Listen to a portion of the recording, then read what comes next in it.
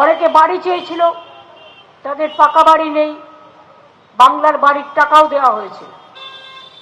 অনেক পরিবারকে সাহায্যও করা হয়েছে। বিএলওরা কাজ করতে করতে ইয়ারওরা এত কাজ করেছে। আজকে এখানকার একজন বসে আছেন, যেন মনে হচ্ছে বড়বাবু হয়ে গেছেন থানায়। সবাইকে থ্রেট করছেন আর বলছেন এই এসআইআর এর নাম কেটেছে বিএলওরা, বিডিওরা, ইয়ারওরা। তুমি মহারাজ সাধু বলে আজ বিএলও আর ইয়ারওরা দোষী? কি অবস্থা!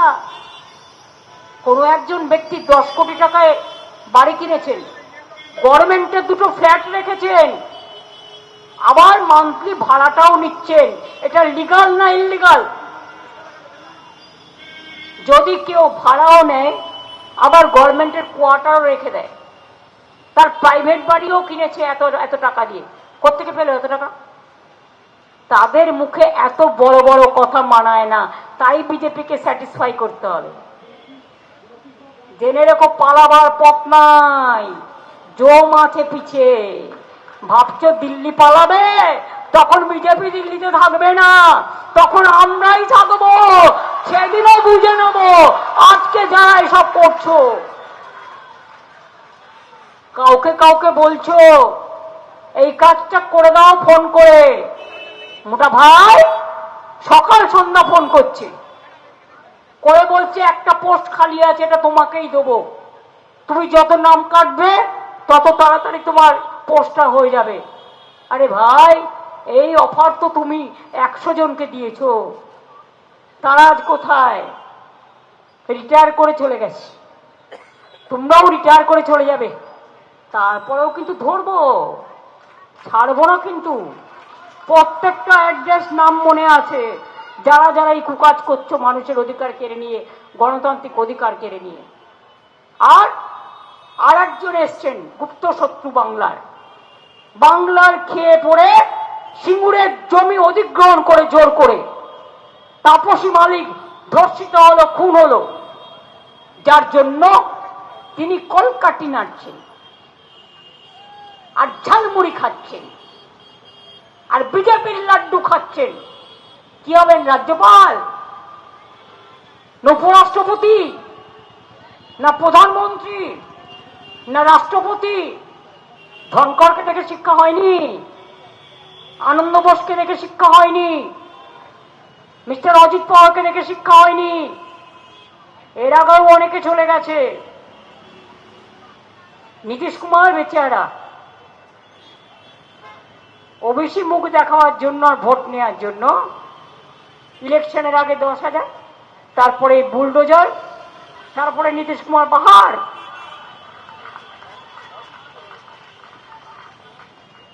তাহলে বুঝতে পারছেন, যেই পড়ে চোখ পড়ে সেই যাবে জব্বরে।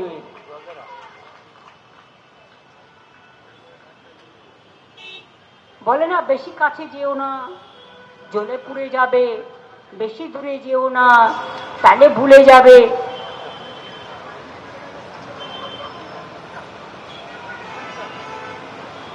সুতরাং যারাই কাছে গেছে তারাই ঝলসে গেছে, এবং যারা এখনো দালালি করছে ওরা জানে না কালকের পরিস্থিতি কি হবে। তুমি এখানে রাষ্ট্রপতির শাসন, একটু তোমাদের চেহারাটা দেখতে চাই, তাতে তো আমারই ভালো হবে। আমি বরঞ্চ একটু 2-1 দিন ঘুমিয়ে নেবো, নিয়ে আবার লাগবো, একদিনও বিশ্রাম পাই না।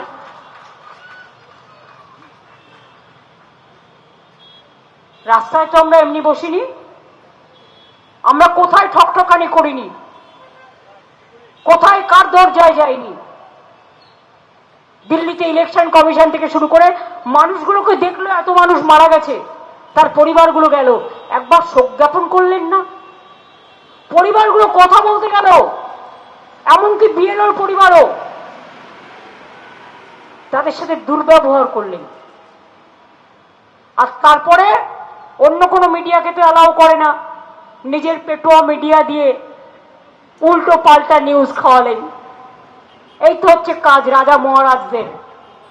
সব গুছিয়ে নিয়েছে, ছেলে মেয়ে, জামাই মেয়ে, নাতি পুতি, ভাইপো ভাইজি সব গুছিয়ে নিয়েছে।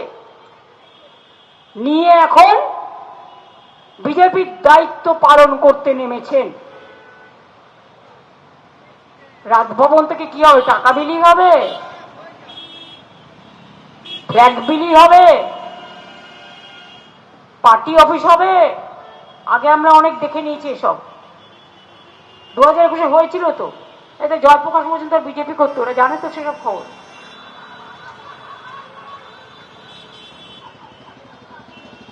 প্রমাণ তো থেকে যায় না। এবারও দাঁড়িয়ে নিয়ে আসছে কম্বি টম্বি, দেখতে ছিপছিপে। আমি নন্দিনীকে জিজ্ঞেস করছিলাম ওনার কত বয়স হবে, 40 না 45? বললেন না না 74-75 হবে। আরে বায়োডাটাটা দেখো তো। এই বিশ্ব বসে আছে, বিশ্বকে আমি জিজ্ঞেস করেছিলাম এই কত বছর আছে রে?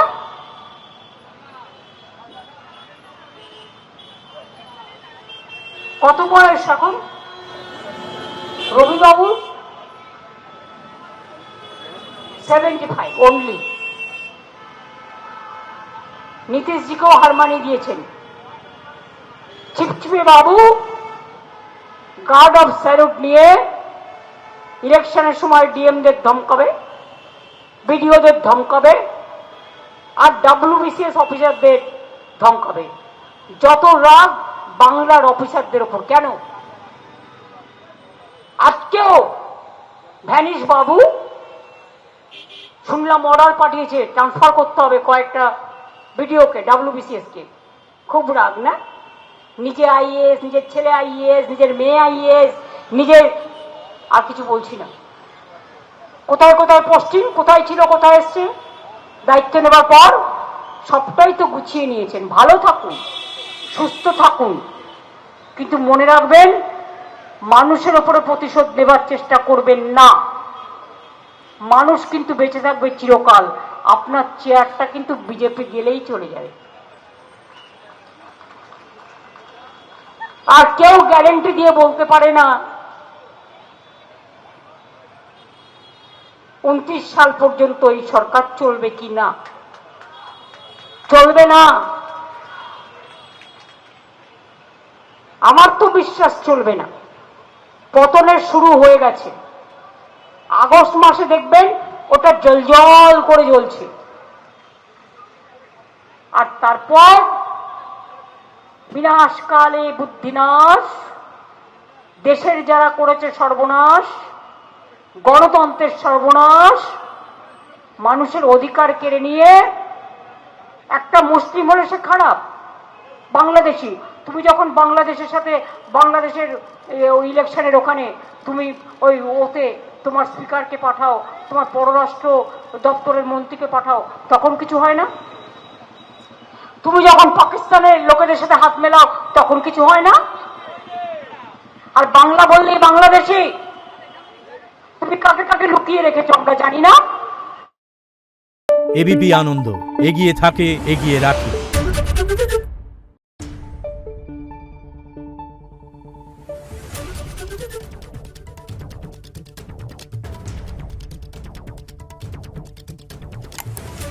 Thank you.